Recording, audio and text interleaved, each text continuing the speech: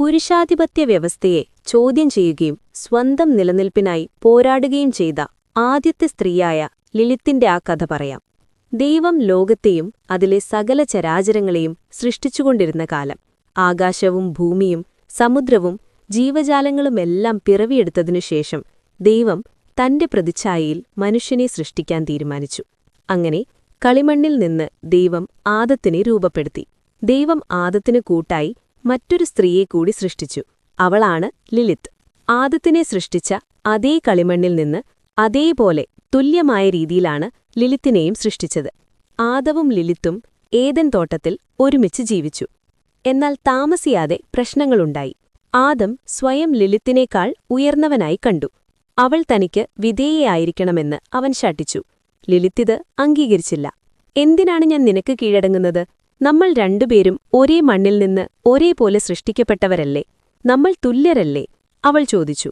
ഈ തർക്കം രൂക്ഷമായപ്പോൾ Lilith ആദവുമായി വഴക്കിട്ട് Eden തോട്ടത്തിൽ നിന്ന് പുറം ലോകത്തേക്കുറങ്ങി. അവൾ സ്വാതന്ത്ര്യം ആഗ്രഹിച്ച് തോട്ടത്തിലെ മനോഹരമായ കാഴ്ചകളും സുഖങ്ങളും ഉപേക്ഷിച്ച് ചെങ്കടലിന്റെ അടുത്തേക്ക് പോയി. അവിടെ അവൾ ഒറ്റയ്ക്ക് ജീവിച്ചു. ലിലിത്ത് പോയപ്പോൾ ആദം ഒറ്റപ്പെട്ടുപോയി. അവൻ ദൈവത്തോട് സങ്കടം പറഞ്ഞു. ലിലിത്തിനെ തിരികെ കൊണ്ടുവരാൻ ദൈവം സനോയ്, സാൻ സനോയ്, സമങ്കലോഫ് എന്നീ 3 മാലാഖമാരെ അയച്ചു.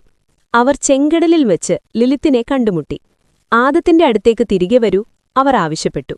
ഇല്ല, ലിലിത്ത് ഉറച്ച സ്വരത്തിൽ പറഞ്ഞു. എനിക്ക് ആദത്തിന് വിധേയയായി ജീവിക്കാൻ കഴിയില്ല. എനിക്കെന്റെ സ്വാതന്ത്ര്യം വേണം. ലിലിത്ത് മാലാഖമാരുടെ ആവശ്യം തള്ളിക്കളഞ്ഞു. താൻ സ്വതന്ത്രയായി ജീവിക്കാൻ തീരുമാനിച്ചു എന്ന് അവൾ തീർത്തു പറഞ്ഞു. ലിലിത്ത് മടങ്ങിവരില്ലെന്ന് മനസ്സിലാക്കിയപ്പോൾ ദൈവം ആദത്തിനായി രണ്ടാമതൊരു സ്ത്രീയെ സൃഷ്ടിക്കാൻ തീരുമാനിച്ചു. ഇത്തവണ ദൈവം ആദത്തിന്റെ വാരിയലിൽ നിന്നാണ് ഹവ്വയെ സൃഷ്ടിച്ചത്. അതേസമയം ലിലിത്ത് ചെങ്കടലിന്റെ സമീപം സ്വന്തം ജീവിതം നയിച്ചു. ആദത്തിന്റെ ആദ്യ ഭാര്യ ലിലിത്താണെന്ന് ബൈബിളിലില്ല, എന്നാൽ ബാബിലോണിയൻ താൽമുദിൽ പറയുന്നുണ്ട്.